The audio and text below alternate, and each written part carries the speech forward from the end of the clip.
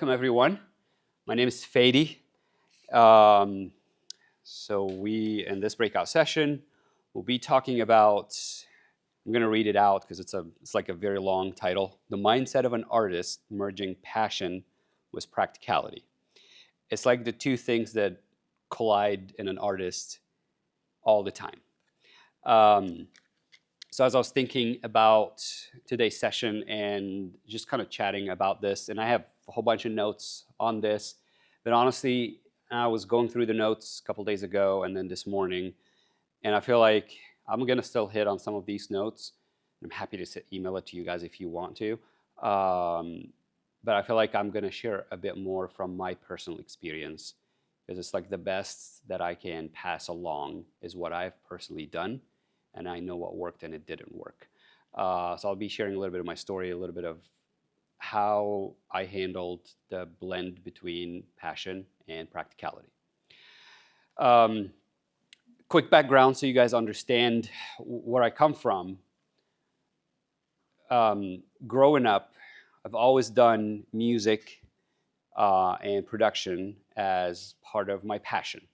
So that was the artist in me. But I was also very disciplined in school because of my parents all come from medical family. So I was kind of forced to be disciplined in school. So that pushed me to have to maintain the practicality side of it. When I graduated high school, um, I was kind of lost and confused on where to go. You guys could go ahead and take a seat if you need to. Oh, sorry. You're not attending. Oh, okay. It's the bar. Okay, wrong room. And then I didn't know what to do. I ended up going to dental school to become a dentist. And I finished dental school, became a dentist, and I practiced actually for 4 years as a dentist and as an oral surgeon. That's the practicality, right? I still did music and production as a dentist because I loved it. And then, which is kind of weird, right? And then Did you have your own music playing in the background of your dentist office? I actually did because I did a couple instrumental albums back then that didn't have any lyrics or anything, and I played it. And I worked for a hospital that they liked it, so they actually used that in the background of the hospital as well, which is funny. I did not obviously tell my patients that that's what I was doing aside. Um, but then I still wanted to pursue my passion as an like in music production as an artist because I was an artist. It's my DNA. It's who I am. Um, and then it's in 2012 is when, or officially 2013, so it's about 11 years ago, is I exited my dental career as a dentist, and then I started my ministry. So I did some ministry, and I did some music and production and all that kind of stuff. I started from um, my setup, my first setup. I should have actually brought a picture. I didn't know that they're gonna have a projector to show it. Otherwise, I would have showed it, but I'm happy to show it to you guys. My very first setup was a small desk this big. It has a very cheap laptop and then a pair of a couple $100 speakers.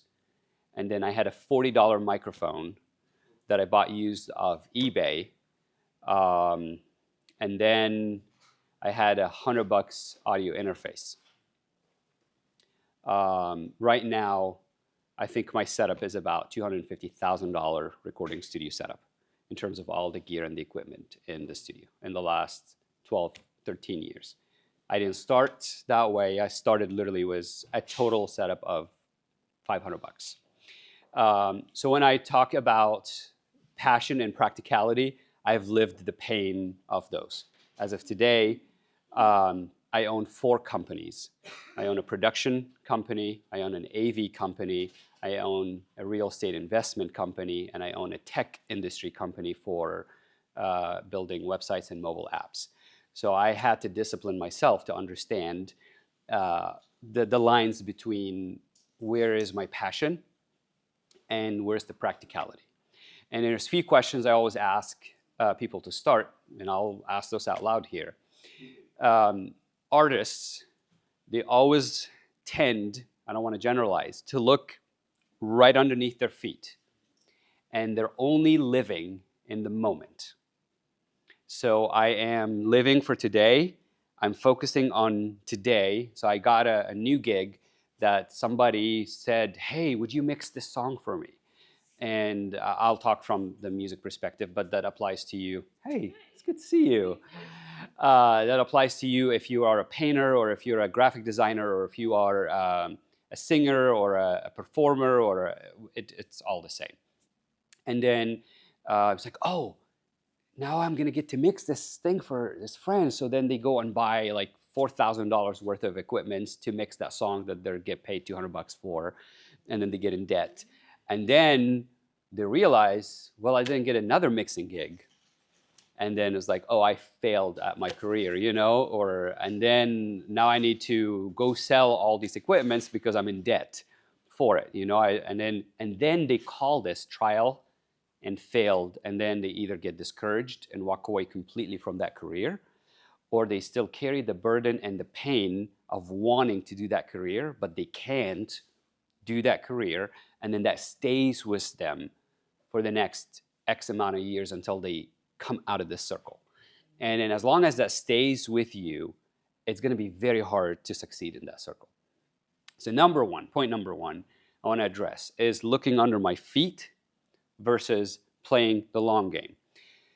There's a very common, it's called culture index platform. I don't know if some of you have heard of it. We use it a lot in the marketplace. When we hire people, we always have them do a culture index. And a culture index is a whole list of questionnaire, and there's different companies that do it.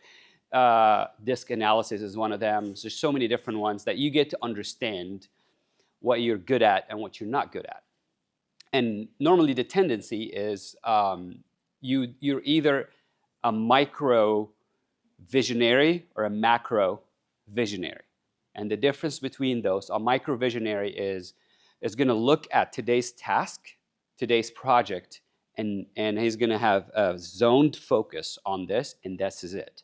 A macro visionary looks at the next 3 years of that business, and the next 5 years of that business, and the next 10 years of that business, or that art, or that career, and then look at what would I do to take it from 1 client to 10 clients to 20 clients to 500 clients. What would I do from, how do I take it from having interrupted income, because one day I have a project and the next day I don't. One day I sold my painting and the next day I didn't, to create more of a recurrent, steady income to do it. And then part of the difference between macro and micro, and I want to address this in a very specific way.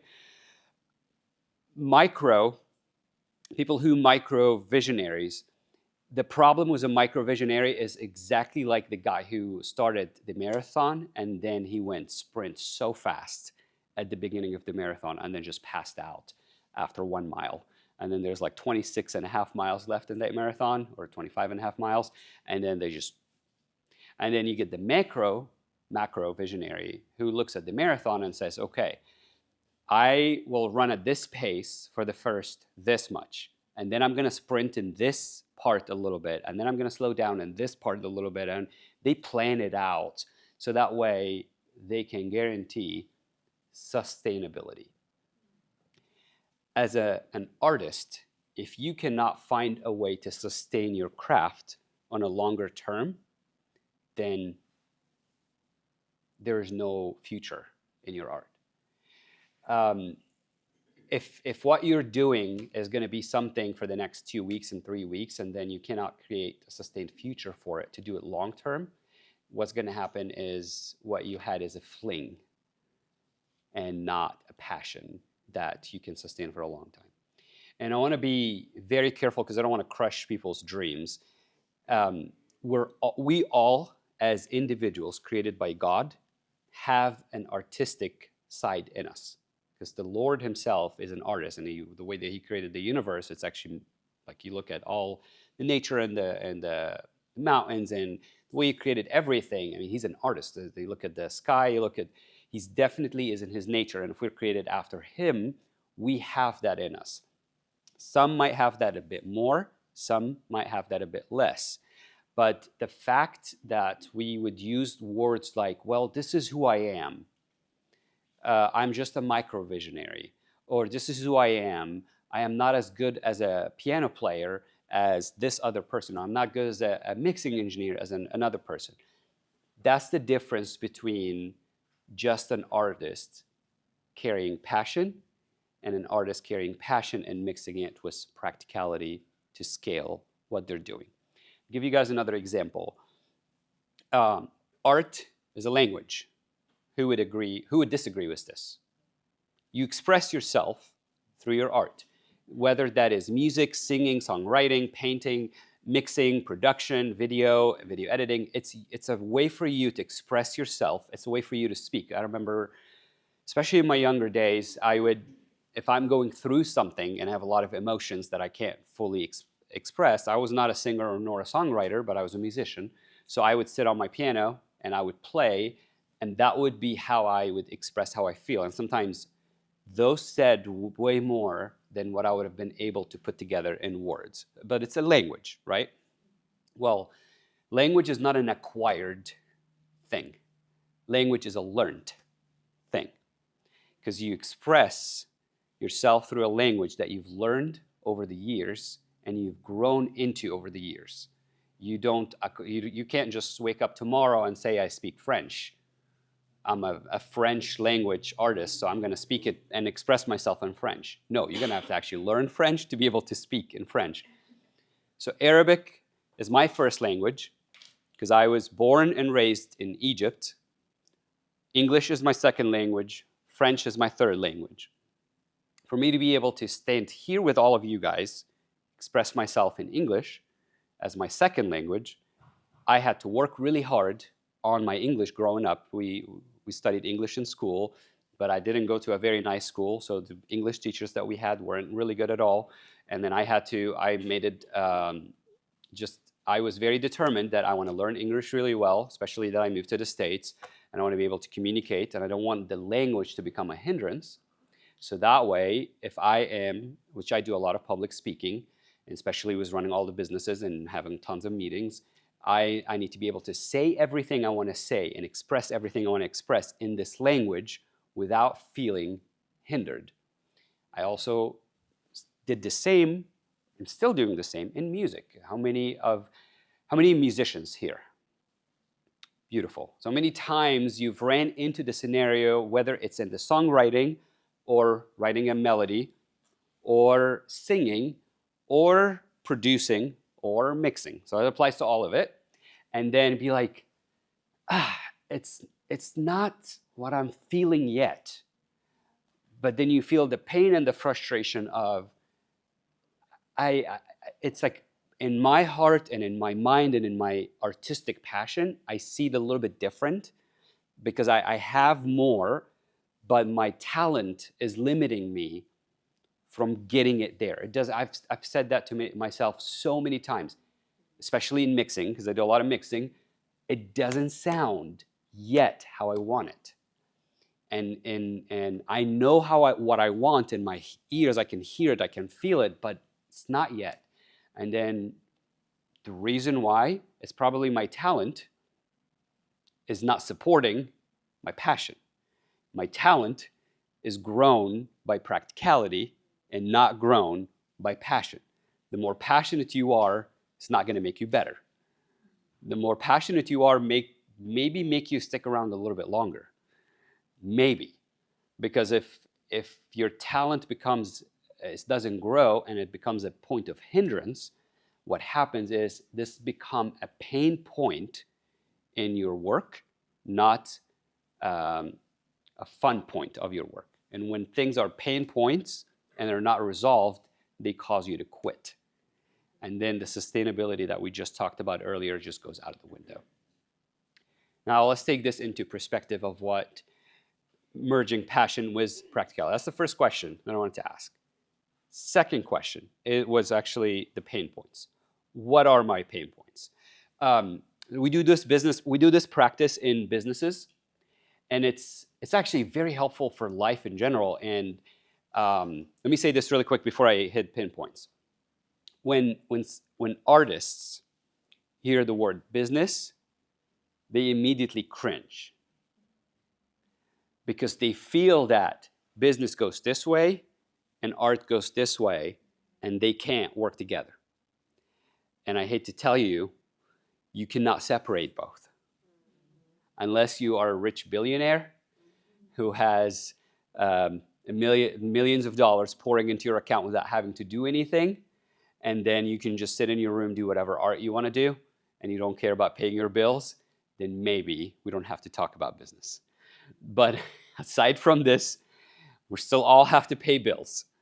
So whether the bills are getting paid from the art that I'm doing, or whether I found another venue to create sustainable income to allow me to do my art, business will always become part of your strategy and will always become part of your plan, and you cannot separate it. You cannot cringe when you hear the word business because it turns off my creativity. It turns off me being creative. And no, it should not. Because if you think of business as a tool to help you to play the longer game, it actually is a fuel. It's actually an actual gas to that fire, that the passion that you have, that keeps you running longer. It's not a water that quenches that fire. It's a gas that should light up that fire longer, because then the passion, you can run it a little bit longer. So we run this practice a lot of times because I do a lot of business consulting. So I meet with business owners who owns business, and then we talk about why is our business not thriving? Why are we struggling? And then we ask, okay, what are your pain points? And I highly, highly, highly recommend you guys go home, or even when you have some time during the event today, before you forget, on a paper or a notepad or something, write down a full list of pain points. So my pain point is, I'm just gonna throw some examples so you guys can understand. My pain point is I am not an administrative person. My pain point is I'm not an early riser. My pain point is I'm not good with communication. And I'm not good with follow through in terms of following up with a client or emailing them back and asking them.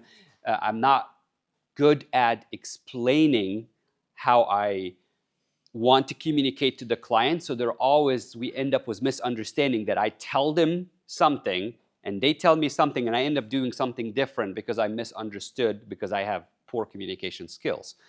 My pain point is that I'm not good with money. I'm not good with money. My pain point is I hate sitting down in a specific time every day to do a specific task. I want to be a free bird, doing whatever I want, whenever I want. So these are examples for pain points. And there's a long list of these. You want to identify this. So we in our AV company, me and my partner, so we sat down and we kind of did that exercise. And then he said, my pain point is I'm not an implementer, which means I can come up with the idea, and I can come up with here's a great idea that is awesome. But if you put me to create the practical steps to execute that idea, that's my pain point. I can't. I suck at it, and I'm probably going to end up stuck in that circle for the next 2 to 3 years because I have this great idea, but it never was implemented into something. And I have seen that in so many artists, that they have this idea, and then I asked them a year later what happens. Like, oh, I'm just still we're still, and then 2 years later, where you at? I'm not exaggerating, guys. Where there are people who are my friends that had ideas that they wanted to do that are great ideas, and it's been 10 years. This is true stories. And when I asked them today, in 10 years, what happened to that idea? We just never had the right moment. We just, this was I had some of my great, amazing, incredible artists who wanted to start a YouTube channel 7 years ago.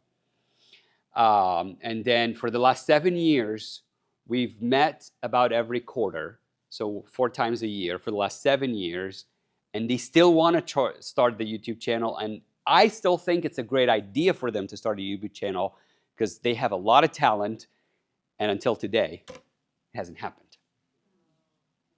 But the thing is, they didn't recognize that they're not an implementers. And that's part of identifying your pain points. Once you identify the pain point, now you can have one of two solutions. You either discipline yourself to learn how to be an implementer, and you read books about it, and you go ask people about it, and you go consult with some people who have done it, and take notes and take it. It's hard work. It's not an easy work. It's like going to school, because it's new things that I haven't done before. It's new discipline. I have to wake up at 8 a.m. I have to sit down. I have to journal. I have to write those things. I have to do all these tasks, and I have to. So it's work. It's hard work. It's not easy work. It's not artistic work, but it's a work that pours gas on my passion, so my passion can run further. Or solution number two, I don't want to be an implementer, and I don't need to be an implementer. I have the resources to hire an implementer. The biggest mistake is not understanding your weakness, and you decide, I got it. I'm going to do it on my own. I got this. I know how to manage myself. I know how to manage this, but you're not an implementer, and then you decide to implement, and then 7 years later, because you decided not to pay somebody $300 a month to manage all your administrative work and put your tasks in that you would have probably made tens of thousands of dollars by now, but you wanted to save those few $100 at the beginning because you thought that you're good at it. That's pain points. What am I good at? What I suck at. Now, once you understand your pain points, you would also understand your good points. What are you good at? What are my area of strength? So I know, I'll give you this is on me. I am not an early morning person. I know that. And at 7 a.m., my brain is not at its full capacity to be artistic, especially in the arts world. So if I get, for example, I'm producing a song, I will not go sit in my studio at 7 a.m. to compose strings for a song. It will actually be a terrible, terrible idea. I have a friend of mine who actually gets up at 4. He sits in his studio. He's a mastering engineer. He sits in the studio at 4:30. He's at full work doing high-end projects at 4:30 because that's when his brain is at his full capacity as an artist. Mine is not. So now understanding this, now that I understand, I probably later in the afternoons and evenings for me are best to do artistic work. But then that put me to discipline myself on the times that my brain is not feeling the best to do artistic work. Then I will use those times to do the mundane work that I need to do, which is the project management, which is running the business, doing some marketing, doing emails, doing follow-ups, all that kind of stuff, because I don't need to be at my full artistic flow during that time. Another thing, for me, I realized that if I am doing smaller increment of creativity, it doesn't work for me. So for example, I cannot schedule a 1-hour session to compose for a song. It doesn't. I need some time to get into flow of things. And once I get into that flow, I don't want to interrupt that flow because I scheduled only 1 hour. And then after that 1 hour, I have a meeting with somebody. So the way I did it is now understanding my weakness and my strength. I would, for example, say Monday from 8 a.m. till noon, I'll take care of all of my administrative stuff. And then at noon, I'll have lunch. And then after lunch at 1 o'clock to 6 o'clock, I block this. I put my phone on Do Not Disturb.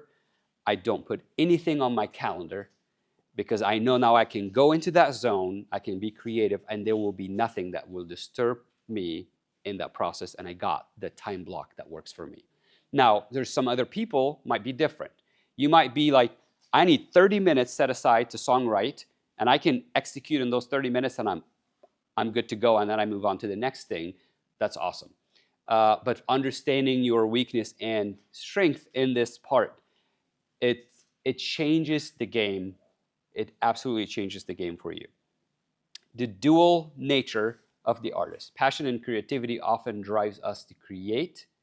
We do it because we love it. It's our DNA, like we've talked about, is how the Lord created us and how the Lord put it in us. But it also needs practicality, because without practicality, you will not drive that longer. Finding the balance between staying true to your creative vision while also understanding that there are external demands that will have to happen for you as a passionate artist that you cannot get away from. For example, marketing trends. You can't say, because I'm a passionate artist, I'm going to lock myself in my closet and I'm not going to pay attention to what's happening out there in the world. What are the trends? Whether you're a painter, whether you're a singer, whether you're a musician, whether you're a producer, a mixing engineer, you can't just say, well, I'm so unique, so I'm just going to separate myself from all the world, and not going to listen to any. I'm not saying copy somebody, but you got to be aware of what's happening out there in the market in the area of your passion, so that way you grow. Clients' needs. Understanding. So we those are another thing that we've learned in the business marketplace that I wish we would teach more in the artist side. When you set up a meeting with a client, I used to back in the day.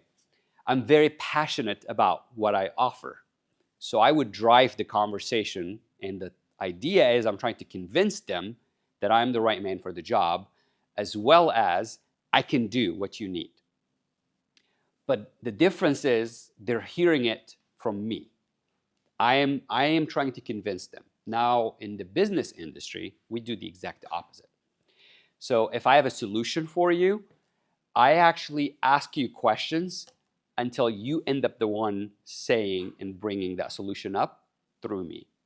I want you as the client, the one that ends up saying it, not me, the one saying it, which requires me to be very specific in what questions I ask and allow the client to talk more, but not let them ramble and go out of on a bunny trail. Actually drive the conversation and direct it in a specific way, so that way at the end of that conversation, they walk outside feeling heard, understood. They feel proud of themselves because they feel like they are the one who arrived at the solution versus I shoved the solution to their face. Now, doing that in the artistic side changes everything. Changes my client communication. I had a client 2 weeks ago who had a very last minute project that's for a wedding for his daughter, and it's happening in 3 weeks, and it's very quick, and they wanted to do something, a song, a special song, and all that kind of stuff. And then, so I basically carried the same thing. I heard the guy, I sent an email, I sent bullet points. Here's what needs to happen. Here's step one, here's step two. I was very clear in communication, and I talked to him on the phone, because there are some things are better heard with a tone, and there are some things are better sent in an email. So that way they can have a copy reference of it. And then by the end, the guy said, and I didn't know, by the way, who that guy was and how big of a deal he is. I found out later that he is one of the 4 lawyers that runs the entire business for the Garmin family.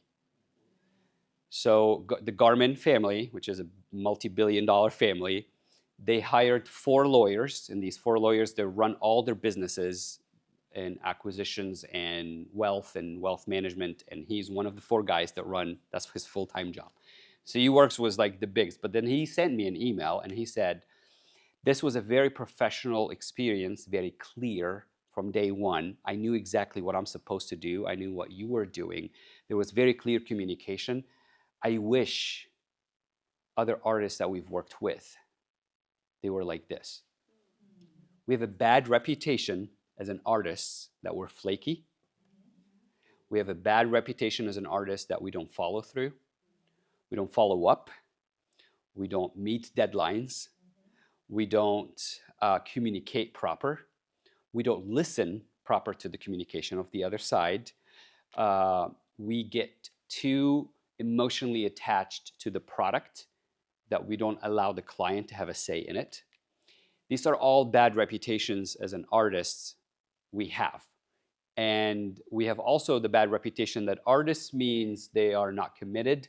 Artists means they're not disciplined. Artists means they're not uh, detail oriented. That means there are going to be so many things that's going to fall through the cracks. And sadly, rightfully so, that those reputations, most of it is right.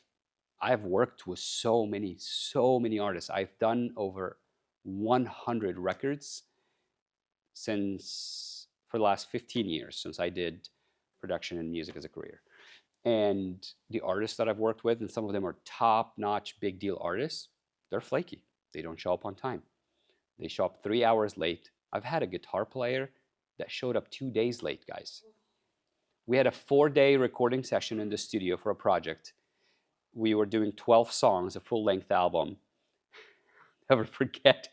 We're tracking a lot of stuff, but we needed the full band there. We were starting on a Thursday and we're going until Monday. He shows up Saturday afternoon. So Thursday, we're texting him, he's not responding. We're calling him, he's not responding. So we're like, okay, well, we started tracking the other stuff and I don't know what's going to happen. I'm about to find a different guitar player. He shows up at the door Saturday morning, knocking on the door at the studio. I was like, yeah, I'm here. It's like, dude, it's Saturday. It's like, yeah, sorry, I just had some things come up and I was too busy to let you guys know. But it happens. It is where artists are.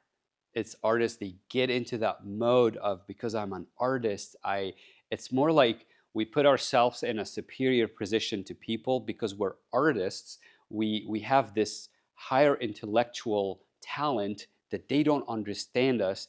And then we almost like float off reality for a little bit and we operate at a different level where everybody else, but there are those practical things that has to happen for you as an artist to be able to continue operating as an artist. And if you separate yourself from those, you're just wasting your time, you're wasting your money, you're wasting your resources, and you're also going to burn your passion so fast. And that's my biggest concern. If you're a rich man and got a lot of money and you don't care, that's fine, awesome. But the problem is if you don't address the pain points and the frustration points, what happens is you run long enough with these, you quit. How many songwriters I've met that are so talented and they're just like, it's just like, they got so many issues in songwriting sessions and so many challenges that they did not want to get over, and then they basically quit. How many producers, how many mixing engineers, how many painters? It's like, well, I didn't sell any of my paintings, so nobody likes any of my paintings, so I'm going to stop. But the problem wasn't that he had or she had bad paintings. The problem was probably poor communication with some clients. The problem was not good follow-throughs. The problem was not understanding market trends, which I know that Jordan will be hitting on this at 3 o'clock a lot about. So I'm not hitting on marketing here, but he's going to be talking a lot about, as an artist, how to hit on marketing, which I highly recommend being there for that session because he's an artist, but he also owns a marketing company and he understands the balance between both. Understanding deadlines. I did a vow to myself in the music industry, as well as in all my other companies that I owned, is I would never be a day late for a client delivering. I also would never overpromise and underdeliver. I would do the other way, underpromise and overdeliver. And I would always do it this way. And when you say, oh, it's going to take me 2 weeks to finish this, and then I deliver it to the client in 7 days, the joy of work is, oh, he's actually disciplined. Oh, he's actually on time. I can actually trust that person for my next project. That's part of the experience. Now, the next thing I want to talk about, and I want to address this, this will be the last thing, and we'll open some Q's and A's here. One of your worst enemies as an artist, worst enemies as an artist who wants to be passionate and creative and succeed and want to have some practicality that supports your art to go, is improper perfection. And I say the word improper, and I'm going to explain why. Perfectionism is an enemy to artists at all time. People stick around projects for years because it's not good enough. They have that perfectionist mindset. And then so I've known singers and songwriters that wrote 200 songs that never seen the day of light. Nobody even heard them. And why? It's because they had this perfect image in their mind of what that song will be, and then they never got to that perfect image. So what was the alternative? Throw it away. The alternative wasn't get the song to be better. The alternative was throw it away. So I want to tackle that point from two perspectives, from a practical perspective, but I also want to tackle it from a spiritual perspective. I'll start first with the spiritual perspective. Think of it this way. A preacher, his job is to study the word, hear from the Lord, and then takes that and pass it along to the congregation. The Lord gives that preacher a word that's supposed to be, this is the word. The preacher sits down to put it together on his notes, and then gets all wrapped up in his head, or her head, how to get it to look and sound perfect. And he never gets to where the notes are exactly the way that they want it, and the bullet points and organized, and wrapped his head around everything. And then he's like, I'm not going to preach this message. I'm just going to find a different one that I'm more comfortable with, that I have crafted. Okay, from a spiritual standpoint, what happened here? First of all, one, you became a bad steward of the talent that the Lord has given you. And we've learned in the Bible that the one man that took that one talent, the Lord gave him the one talent, he went and hid it because he was too scared to use it or uncomfortable to use it, and then just did what's comfortable for him. What happened is the Lord took that talent away from him, gave it to the one that had the 10, which means you're probably going to end up with less inspiration as an artist. A lot of the inspirations that we're getting from the Lord, like it or not, because that's the DNA in us. He's giving you this. How you're stewarding this means he's going to give you more or give you less or take away what you have from an inspiration standpoint. That's the first point. The second point is that preacher basically put his standard of perfection above the Lord's standard because he thought of himself and his self-image higher than what the Lord had asked him to present to the people. Let me just unpack this really quick. This is in the core of it. It's pride and self-preservation and self-image at the end core of it.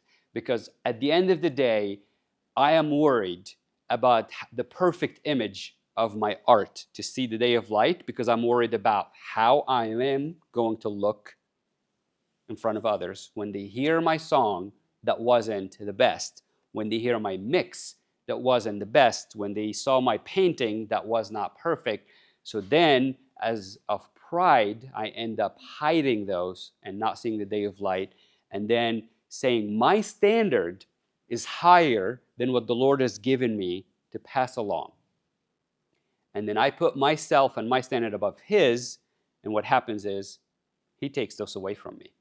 That's pride at the core of it, or false humility, whatever you call it. Versus, I will do it with the talent that I have today. I'm not a great mixing engineer today. I will do it with what I have. I'm not a great songwriter today. I'll write it the way I know how to write it today and finish it and release it. And then the next time I write another song, I'll write it 10% better. And then the next time I write another song, I'm going to write it 10% better. And what it is, it's you're investing in your talent and in yourself. You're becoming a good steward in what you have. You're using that discipline and practicality to grow what you have. Now, I said the word improper perfection, and I said that for a reason. I don't care about the quality. And people who know me, like Jordan, you know me in person, like I'm very picky about quality. I would use the best gear in my studio, and I've used the best gear in my other company. I'm always pursuing what's the best out there because I always want to grow and do better.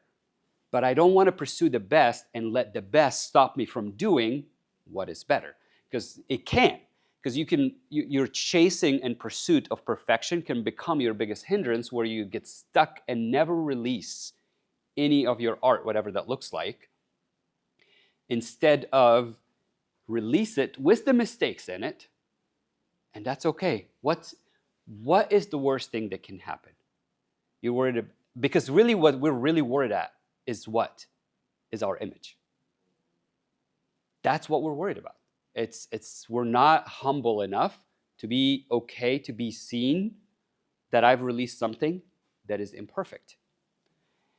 But instead, I tell specifically like songwriters a lot in a lot of songwriting meetings that we have, it's a muscle. It's like language. You're only going to get better as you do it. You can't just hide in a closet and wait to write the perfect song. People who wrote hit songs, they didn't just wait in a closet for 10 years practicing until they write that one song that they released that became a hit song. They actually wrote 5,000 songs and released all 5,000 of them. People probably don't remember 4,950 of them, and they only remember the 50 hit songs that happened, which is pretty practical, that 5 to 10% of your songs are going to be at the top, and the rest of your 90% are actually not going to be. And that's pretty common in the industry. But they actually did do the work, and they released and they released and they released. Now I'm kind of jumping back now from the spiritual side, being a good steward before the Lord, to the practical side, is that you can't grow at your talent when you hide behind imperfection and not release anything. Use the imperfection to teach you how to do it better next time. Don't be scared to make mistakes. Don't be scared to release stuff that are not perfect. Don't be scared to mix. I listen to some songs that I produced and mixed 12 years ago, 15 years ago, and yeah, I'm not proud of it. Like, they sound bad. I'm pretty sure they sound pretty bad, like really bad, and I don't have them on my website. So you guys don't know about them, and probably won't ever know about them. But I won't be who I am today if I didn't get my hand dirty in these songs 15 years ago, because they forced me to learn. And that was the practical practice. And sometimes getting your hands dirty, doing the job, doing the paint, but not doing the job and hiding it behind closed doors. Guys, you gotta get it out. You gotta get it out, because the stewardship element of it is everything. At the end of the day, we're on earth stewarding what the Lord has given us, when in our art and in our passion. I'm specifically talking to artists here, so that way we can use that art and our passion to bless other people. So my friend that I've mentioned to you about the YouTube channel, so I have another friend who did the exact opposite. He wanted to start a YouTube channel. We talked about it. He went ahead and started right away, and now his channel blew up, and he has close to 200,000 subscribers and over 800 million views. So we were actually having lunch last week with that friend, and we talked about it. And he knows about my other friend that until today, we're still talking about starting the YouTube channel. And he actually makes living out of his YouTube channel right now, fully paid all his bills, his family, his wife and his kids, and everything paid off just from his YouTube channel. But I said, let's just set the money aside. What you have done the last several years has reached out and blessed over 800 million people, or 800 million times. It could be the same person watching this stuff over and over again. And then the other person was just like the parable, literally, took that talent and hit it down. It got nowhere. It touched nobody. Now, we probably won't know the full impact of this until the day we stand before the Lord. But when that day happens, it's actually going to be shocking, when the pain of regret of saying, I wish I would have used the talent and the passion that you've given me and not been too scared about my self-image, and let perfection, lack of discipline, lack of practicality, not crafting, working on my craft and all that stuff to see the day of light, and then would have blessed the opportunity to change lives and bless millions of people, went away because I hid behind this. Versus the other guy gonna say, or who would be told, you actually use the 10 talents that you've done. And then, so see, the Bible talks in specific that parable, there, it doesn't look like there is an intermediate. It basically says, who has will have more, and who doesn't will be taken away from. It's basically the Lord in a very strict and clear way saying, you're either going to be a good steward, so I'll bless you more and multiply what you got, or you're going to be a bad steward and I'll take it from you and go find somebody else to do it. There's no intermediate. You can't play it in the middle. You're either going to be a good steward and do what you've been given and participate in it and find practical ways, learn about your mistakes, learn about what am I good at, what am I not good at, if I'm not good at marketing and then I'm going to attend the marketing session later today, then I learn, it's like, okay, do I need to go study marketing? Do I need to go hire somebody in marketing? If I'm not good at project management, so I'm good at project management. I love project management. So I use a software called ClickUp, for example. Some people know about it in the marketplace. It's a very detailed project management software. So I use this because that's the only way to keep up with all my projects. And I have in it assignments and tasks and deadlines, and I have in it progress reports for each project and what stage that project is in. And I put all my notes in one place. And then in the morning when I wake up, before my mind gets all artsy, I open the project management software and I take a look at it and I see all my progress and I see where's my deadlines, and especially that I'm running multiple companies now, so I have to keep up with this and this and this and this, and that's how I do it. And then I do this for a few hours, and that's my discipline that I'm forcing myself to do. And then after that, I'll go sit in my office, and then I will do my creative side to get that part done. So that is part of stewarding what the Lord has given me. The struggle is that many artists see the business side as a necessary evil or even feel like it undermines their creativity. And I'm going to tell you today, and I want you to remember, if you remember anything from today's session, I want you to think about the business practical side of your art as the gas that fuels your fire so that fire never goes down. That's the gas that's going to keep you run longer. You want to run the marathon. You don't want to run a short race and then be done. I'm done at this point. I still have a bunch more notes, but I don't need to go through them. Those are the most important things that I wanted to convey out of my own experience, what I've done in the last 20 years. We got 10 minutes left, and I want to open them up for questions and answers. So what do you think about to get people's a little more motivated or get their feet wet to suggest to them creating a minimal viable product of whatever art they want to do, like YouTube trend. Okay, maybe they have a great idea for a YouTube channel, but they're not sure how to approach it. Say, hey, okay, make a throwaway account on YouTube or TikTok. Just do shorts with your cell phone. Don't worry about lighting. Don't worry about this and this. Just start doing it and start moving forward with something. And from there, you can kind of like see if it's for you or which ways you want to move forward. Okay. You seem more like a pre-planner kind of guy. Yeah. No. I would say two things for that person. Yeah. I would say number one, surround yourself with people who have done it and succeeded at it. Because the people around you, it really affects your life a lot more than you think. If you're surrounded by a bunch of procrastinators and complainers and passive and not doing anything people, you're going to end up being like them subconsciously. If you're surrounded by people who are go-get-it, you will get pushed to become a go-get-it. And then number two, after you surround yourself with that group of people, swallow your pride and listen to what they say. Because it's pointless if you surround yourself with, go ask, well, that's what my friend did. She did and came and asked me and another guy who have done this and succeeded at it and blew it up. And then we told her, it's like, here's what needs to happen. But then it didn't go in the picture in her mind of what perfect image of the YouTube channel looked like. She was like, I don't know. And then she stayed in that I don't know era for 7 years. Uh, but then that's why I'm saying swallow your pride and actually do what they recommend you to do. And then, you know what? If you do it and if it doesn't work, so what? We'll try it again. Well, maybe try it a little bit different. But those will be the main two things that I would advise. Yeah. So that way you don't reinvent the wheel and use somebody else's experience and grow past that level.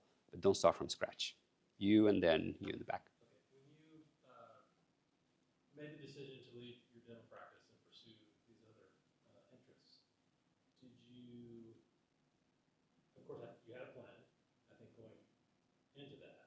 It wasn't you said, I'm quitting dentistry and I'm going to. No. So you thought about it. Yep. And did you have built into that plan a contingency? Okay, if this doesn't work, I'll go back to dentistry, or did you not even allow that to enter your mind? I will answer that question, but I'm not going to ask you guys to take what I'm saying here as for you to implement personally. When that happened in my life, it was a clear calling from the Lord that I need you to do this.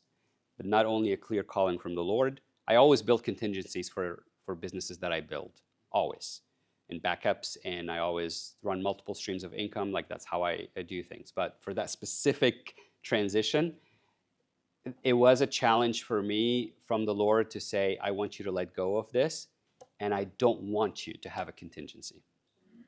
And during that time, I I had multiple contingency options. I actually had some of the places I worked at. They said, if things don't work out, come and work back with us. And I said, and the Lord, what the Lord said to me, and again, this is very personal, not my personal experience. So unless the Lord tells you this, don't do what I'm saying. Okay, this is what the Lord This is what the Lord told Fady. So that was for me. I am not the Lord telling you this. I'm sharing with you what He told me. For me, what happened was I was in that corner right there, and the Lord put me right in there and said, I'm telling you, this is what you're going to do with your life. Do you want to agree with it or not? So I said, yes, I want to agree with it. And He said, okay, then I don't want you to have a backup plan and then the Lord said, I don't change my mind. You change your mind, but I don't. Also, He said, I am not affected by consequences nor circumstances, which means no matter what happens around and if things look like it works or it doesn't work, that doesn't change what I told you. Now you get a choice to either believe what I said and follow through with it. So I ended up cutting all the ties to not go back to it. And funny thing is that I had all my dental equipment, which were several $1,000s. They were in the trunk of my car one day, and that was during that transition. And somebody broke into my car and stole the entire thing, gone. And then I was supposed to be mad because it was like several $1,000s. But I literally felt it in the moment, Holy Spirit saying, I'm just telling you, you're not going back. And I am telling you, I don't want you to have a plan B because I was going to keep them. I wasn't going to throw them away. But that was very personal for me. Now, in starting the businesses that I started, yes, I had contingencies. Not only contingencies, I never put all my eggs in one basket at all time. Because in the world that we live in and the instability, especially that I'm married and I have kids, so I have to be more responsible. Um, then if I was a teenager and I'm single, then sure. But now that I'm more responsible, I have to make sure that I also provide food for my family. And so I can't put all my eggs in one basket and pursue that passion and not do enough research and contingencies to it. And then if it falls apart, my family ends up being homeless, and that's going to be on me. So I take it a bit more serious. It was to quit dentistry and be involved in ministry. Specifically, it was worship and music. Yeah. She had a question first. And yeah.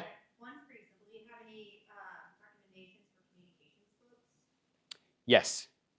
So I would do the. Hold on.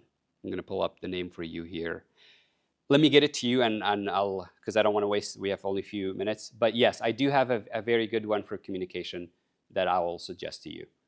And what's the.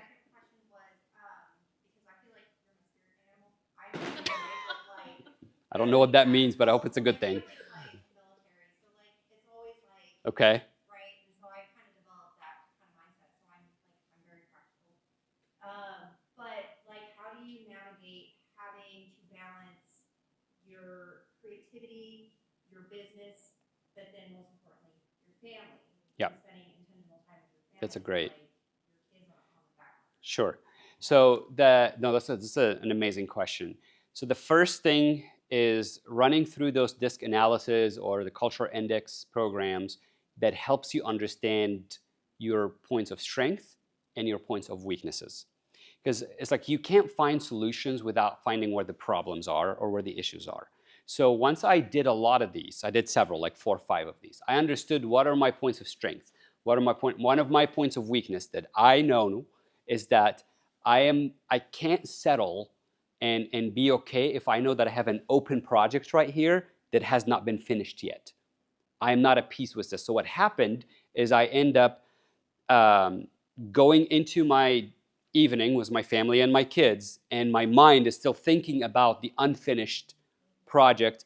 And then I'm like all anxious over the unfinished project. And then I actually try to speed up the process of finishing that project. And then sometimes I had to learn that not all projects are going to be done in a couple days. There are some bigger projects that are going to need to be 6 months. How I'm going to be at peace for 6 months if I can't settle with an unfinished project. So that's number one, understanding your strength, your weaknesses. Obviously, lean onto your strength and try to work on your weaknesses. That's number one. Number two, using some form of a project management platform, because efficiency is efficiency is efficiency. That's part of what I do for businesses and consult for businesses. Um, you have a lot more, we have a lot more hours in our day than we think we are. The problem is we waste so much of it with unplanning, then you end up with no time. Then you run out of spending time with your family and you run out of doing stuff. Now, um, like there's a whole departments in business is for efficiency departments, and their job is to maximize resources and improve efficiency. To what used to take me 40 hours to do, how can I make it happen with 10 hours? I'm always looking for solutions. That camera right there that you asked about, I started a YouTube channel a few years ago, and then I was using my big fat cameras, and it was a very complex setup, and I'm recording on 4 different cameras, and I have to take 4 different files and redo them. And then in my mind, all what I'm thinking about, okay, well, I got it up and going. How can I improve the efficiency? Until I build a setup right now where to get from zero to shooting a video, it takes me 20 minutes.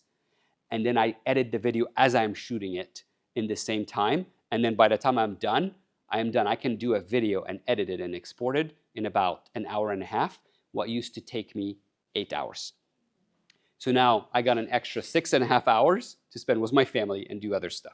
So be always on the mindset of finding solutions to improve efficiency in what you do, and that will craft out time to do it with other friends. And then last questions, and then we have to wrap Mine up. was similar to that, but is there a percentage of time that you're doing on each of these kind of portions of your day? Like your business stuff, you mentioned a couple hours are there, and then you do the creative, and then how do you, I mean, then you're with your family, and then you're sleeping. Well, the family, yes, because I have a set boundary times. Is like I don't work on weekends. I don't work in the evenings. Those are my boundaries, and those are my set times. For the businesses, no, it's not a certain percentage because what is needed more.